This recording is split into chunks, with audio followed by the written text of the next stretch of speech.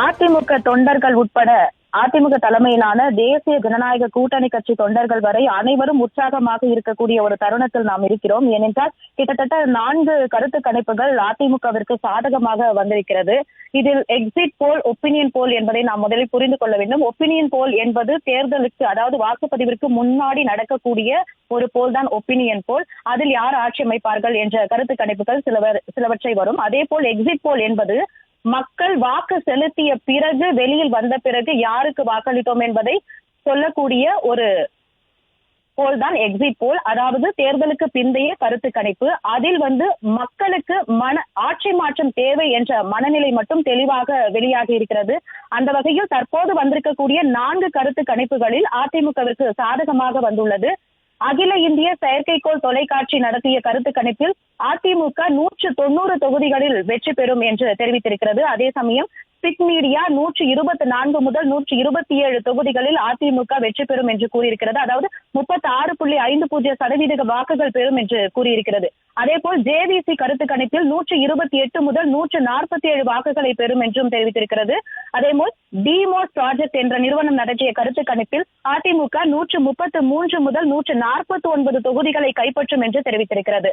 எந்த ஒரு கட்சி தனிப்பெரும்பான்மையுடன் வெற்றி பெறுகிறது என்றால், மொத்தம் தமிழகத்தில் உள்ள 234 தொகுதிகளில் பாதி 117, அதாவது 118 தொகுதிகளில் வெற்றி பெற்றாலே ஒரு கட்சி தனிப்பெரும்பான்மையுடன் ஆட்சி அமைக்கும். அந்த வகையில் அதிமுகவிற்கு இப்போது 4 நிறுவனங்கள் வெளியிட்டிருக்கக்கூடிய கருத்து கணிப்பில் தனி பெரும்பான்மையுடன் ஆட்சி அமைக்கும் என்று கருத்து கணிப்பில் தெரிவித்திருக்கிறது.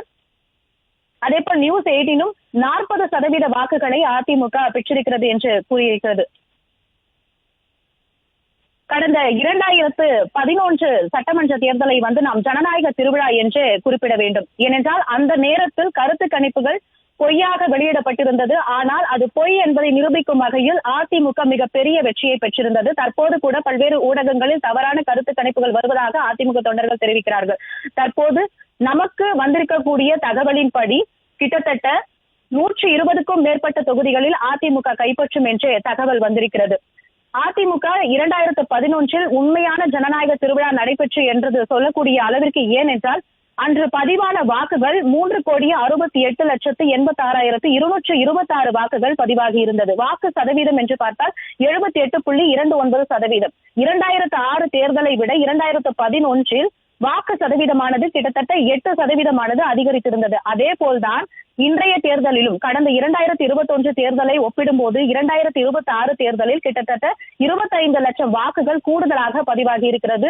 SIR மூலமாக பல்வேறு வாக்காளர்கள் நீக்கப்பட்டிருந்தாலும் உண்மையான கருத்து கணிப்பில், உண்மையான கள நிலவரத்தில் ஆட்சி மாற்றம் தேவை என்ற மக்களின் மனநிலைதான் வெளிப்பட்டிருக்கிறது.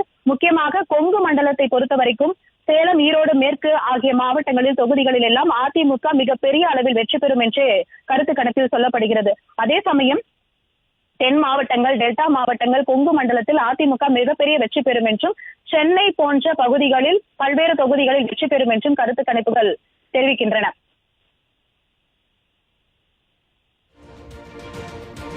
2016 ஆண்டிலும் இதே போன்ற கருத்து கணிப்புகள் வெளியாகி இருந்தது. அதே சமயம் கூட பல்வேறு ஊடகங்களில் தவறான கருத்து கணிப்புகள் அது ஆட்சி மாற்றம் ஏற்படக்கூடிய ஒரு கருத்து கணிப்புகளாகவே இருந்தது. 2016 ஆண்டுதான் தொடர்ச்சியாக, அதாவது 1984 ஆண்டு அடுத்து 2016 அதிமுக தொடர்ச்சியாக 2வது முறையாக ஆட்சியை பிடித்தது. அப்போதும் 232 தொகுதிகளுக்கு தேர்தலானது நடைபெற்றது. அன்று பதிவான வாக்குகள் 4,35,43,756 வாக்குகள். அப்போதும் வாக்கு சதவீதமானது 74.81%ஆகவே இருந்தது. கடந்த தேர்தல்களை ஒப்பிடும்போது அந்த தேர்தலிலும் வாக்கு சதவீதமானது அதிகமாகவே பதிவாகி இருந்தது. அதே ஒப்பிடுகையில் தற்போது 2026 சட்டமன்ற தேர்தலில் 85% மேலான வாக்குகள் பதிவாகி இருக்கிறது. எனவே நிச்சயமாக அதிமுக பெரும்பான்மையுடன், தனி பெரும்பான்மையுடன் ஆட்சி அமைக்கும் என்று இந்த கருத்து கணிப்புகள் நமக்கு சொல்கிறது. தமிழகம் முழுவதும் அந்த எதிர்பார்த்த ஜனநாயக திருவிழா மார்ச் 15ஆம் தேதி அறிவிக்கப்பட்டு 5 மாநில சட்டமன்ற தேர்தலுக்கான தேதி அறிவிக்கப்பட்டது. பின்னர் ஏப்ரல் 23ஆம் தேதி ஒரே கட்டமாக 234 சட்டமன்ற தொகுதிகளுக்கும் தேர்தலானது, வாக்குப்பதிவானது நடைபெற்றது. 5,73,43,921 வாக்காளர்கள் அன்று வாக்காளர்களாக அறிவிக்கப்பட்டிருந்தனர். தற்போது 2,80,30,658 ஆண் வாக்காளர்கள், 2,93,04,905 பெண் வாக்காளர்கள், மூன்றாம் பாலினத்தவர் 7,728 பேர் என அந்த வாக்களிக்க தகுதி பெற்றவர்களாக இருந்த நிலையில் 85% மேலான வாக்குகள் பதிவாகி இருந்தது. தற்போது திமுக ஆட்சியை ஒழிக்கப்பட வேண்டும், திமுக ஆட்சி நிச்சயம் மாற்றப்பட வேண்டும். ஏனென்றால் சட்டம் ஒழுங்கு பிரச்சனை, பெண்கள் பாதுகாப்பு பிரச்சனை, போதைப் பொருள் புழக்கம் என்று பல்வேறு அதிருப்திகள் மக்களிடையே இருப்பதால் ஆட்சி மாற்றம் நிச்சயம் தேவை என்பதையே இந்த வாக்கு சதவீதம் அதிகரித்தது காண்பிக்கிறது.